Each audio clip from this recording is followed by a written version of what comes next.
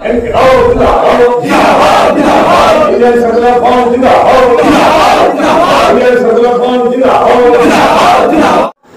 দর্শক বন্ধু, আপনারা দেখছেন একে নিউজ বাংলার। এই মুহূর্তে উপস্থিত রয়েছি বাসন্তী। আমরা এর আগে বহুবার বলেছি যে আইএসএফ অর্থাৎ ইন্ডিয়ান সেকুলার ফ্রন্ট, তার গড় কিন্তু ভাঙড় হলেও দ্বিতীয় গড় এই বাসন্তী। শাসক দলের কৌশলী এবং অ্যাটাকিং রাজনীতি মধ্যেও বারবার এই বাসন্তী কিন্তু নজর কেটেছে। আমরা পঞ্চায়েতেও এসেছিলাম, লোকসভাতেও এসেছিলাম, দেখেছিলাম যে আইএসএফ এর যথেষ্ট সদস্য এবং নেতারা এই বাসন্তীতে রয়েছে। আজকে শাসক দল অর্থাৎ তৃণমূল থেকে 150 মানুষ কিন্তু তারা তৃণমূল ছেড়ে শাসক দল ছেড়ে এই আইএসএফ এ জয়েন করছেন। তারা শাসক দলের বিভিন্ন প্রকল্প রয়েছে এবং শাসক দলের যে রাজনৈতিক কৌশল রয়েছে সেই কৌশল সবকিছু বাদ দিয়ে তারা কেন আইএসএফ এ জয়েন করছেন আমরা তাদের কাছ থেকে শুনে নেব। আগে কোন দল করতেন? আগে আমি টিএমসি করতাম। তাহলে এই আইএসএফ এ জয়েন করলেন আজকে জয়েন করলাম কারণ আমি উত্তর মুকনবেড়িয়া অঞ্চল থেকে। আমি চাই যে সবাই ভাই ভাই হিন্দু মুসলমান আগে যেরকম ছিলাম এরকম ভাবে থাকতে চাই।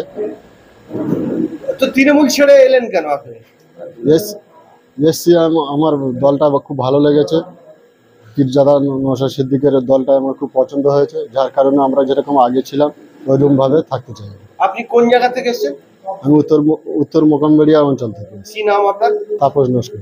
তাপস নস্কর। হ্যাঁ, আজকে আইএসএফ এ জয়েন করলেন? হ্যাঁ, জয়েন। কেমন লাগছে জয়েন করে? ভালো লাগছে। আগে শাসক দলে তৃণমূলে ছিলেন? হ্যাঁ, তৃণমূলে ছিলাম। তারা তৃণমূল ছেড়ে এলেন কেন? দুর্নীতিবাজ তলাবাজ ভালো লাগছে না, ওই জন্য নিজেকে নওশাদকে পার্টি ভালো লেগেছে। ওই জন্য আমরা হিন্দু মুসলিম ভাই ভাই একতাভাবে দেশকে আমরা একসাথে থাকতে চাই। ওই জন্য আমি শাসক দল ছেড়ে নওশাদ ভাইকে ভালোবাসি, ওই জন্য তার পার্টি সমর্থন করি। আজিজ সর্দার। প্রায় 150 মানুষ, এই 150 মানুষ তারা তৃণমূল ছেড়ে এই আইএসএফ এ জয়েন করেছে, কিন্তু কথা তো সবাই বলতে পারে না, সবাই কথা বলতেও চায় না। আপনারা বুঝতে পারছেন। তারা তিনজনের সঙ্গে কথা বললাম, তারা বিভিন্ন কারণ কিন্তু জানালো। বাসন্তী বলাকে যারা দায়িত্বে রয়েছে তাদের সঙ্গে কথা বলে নেওয়ার চেষ্টা করব। ভাঙড়ে আইএসএফ এর মানে গড় হলেও এই বাসন্তীতে আমরা বেশ কয়েক বছর ধরে আমি আসছি, শুধু আজকে নয়। আইএসএফ এর যে শক্ত ঘাঁটি হয়ে উঠেছে, কি বলবেন এই প্রসঙ্গে? কথা হচ্ছে, ইতিপূর্বে আমরা বহুবার বলেছি যে ভাঙড়ের পরে বাসন্তী, এবং সেটা আমরা জোর দিয়ে বলতে পারি।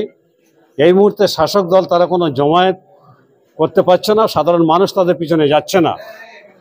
এছাড়া তাদের যে আমি ধরে নিলাম টোটাল বাসন্তীতে 100 নেতৃত্ব আছে, যে নেতৃত্ব বর্তমান শাসক দল পরিচালনা করছে তাদের মধ্যে অন্তত 70 থেকে 80 জন নেতৃত্ব আমাদের সঙ্গে তারা শপথ করেছে এবং আগামী দিনে তারা নির্বাচনের পূর্বে আমাদের সঙ্গে জয়েন করবে, মতো আমরা আশাবাদী। বর্বরতা মানুষ দেখছে, এই যে গুন্ডামি করে খাচ্ছে, তোলাবাজি করে খাচ্ছে, মাটি চুরি করে খাচ্ছে, সেই দেখে মানুষ আইএসএফ এর ছাতার তলায় আসছে। 1 তারিখে কি আছে? 1 তারিখে আমাদের প্রতিবাদ সভা আছে। কিসের প্রতিবাদ সভা আছে? 26,000 চাকরি নিয়ে, ওয়াকাফ সম্পত্তি নিয়ে, পয়েলগাঁও বিষয় নিয়ে প্রতিবাদ সভা আছে। কারা কারা থাকবে এই প্রতিবাদ সভায়? নওশাদ সিদ্দিকী ভাইজান থাকবেন, রাজ্য নেতৃত্ব থাকবেন, জেলা নেতৃত্বও থাকবেন। দেখুন, আজকে আপনি দেখতে পাচ্ছেন আমাদের বাসন্তী ব্লক সম্মেলন। ফলে আজকে আমাদের বাসন্তী ব্লক কমিটি গঠন হলো। সাথে সাথে আমাদের 1 তারিখে জনসভা আছে সোনাখালীতে। আমাদের দলের চেয়ারম্যান নওশাদ সিদ্দিকী তিনি আসছেন, তার প্রস্তুতি সভা হিসেবে আমরাও সেটা সেরে নিলাম। এবং আজকের কয়েকশো মানুষ আমাদের দলে জয়েন করেছে। তৃণমূলের যে অত্যাচার, অবিচার, অন্যায়, আসলে ব্যাপারটা হচ্ছে তৃণমূলের কিছু নেই, যেটুকু আছে প্রশাসন ছাড়া তৃণমূল এই বাসন্তীতে আধা ঘন্টাও টিকবে না।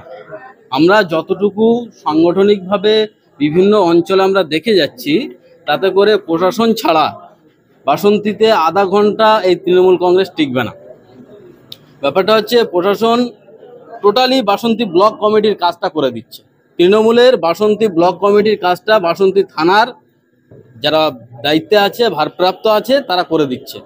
অবশ্যই দেখতে পাচ্ছি যে বাসন্তী যারা আইএসএফ কর্মী সমর্থক যেভাবে দেশের শক্তি বাড়াচ্ছে, শক্তি যোগাচ্ছে, একটা দ্বিতীয় শক্তি হয়ে উঠছে, কি বলুন এই প্রসঙ্গে? তা এটা তো আমরা দ্বিতীয় শক্তি আছি বাসন্তীতে। বললাম তো যে পুলিশ যদি তার নিজ ধর্ম পালন করে, আধা ঘন্টা বাসন্তীতে তৃণমূল বলে কিছু থাকবে না। আধা ঘন্টা পরে আধ ঘন্টাও বাসন্তীতে তৃণমূল থাকবে না। এত দুর্নীতির সাথে এরা যুক্ত, মানুষ এদের প্রতি এত এত পরিমাণে ক্ষিপ্ত।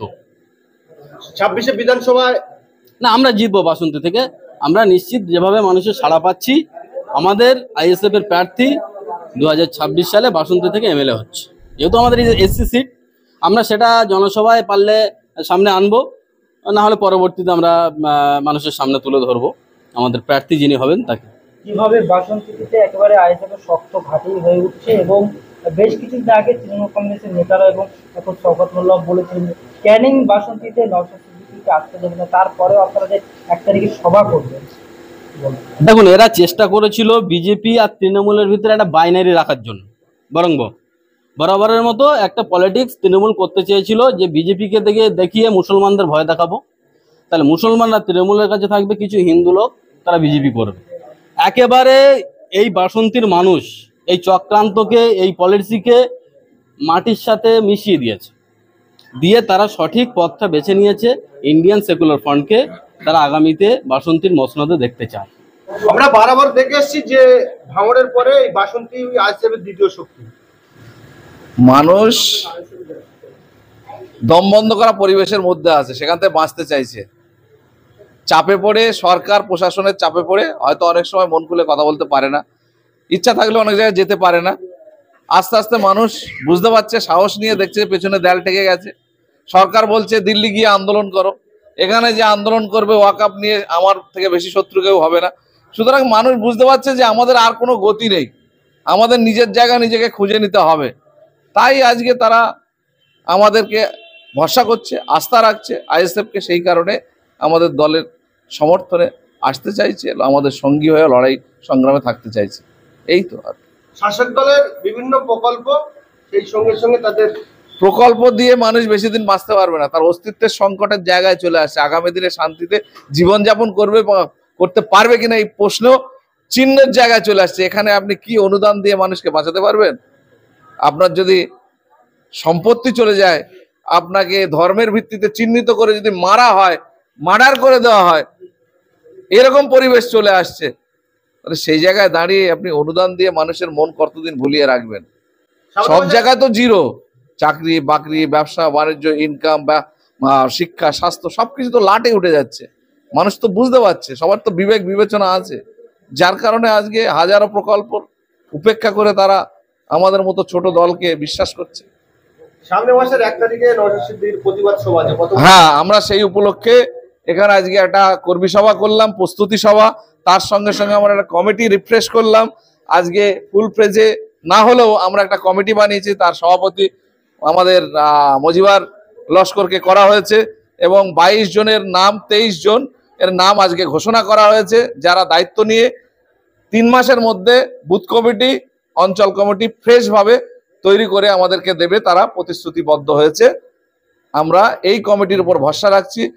আগামী দিনে যে জনসভা হবে, সেই জনসভা তারা সফল করবে, এবং বুথে বুথে বুথ কমিটি তৈরি করার কাজ, এবং মানুষের মধ্যে আরো বেশি আইএসএফ এর দৃঢ়তাকে বেশি আন্তরিকতার সঙ্গে পৌঁছে দেওয়ার দায়িত্ব তারা পালন করবে।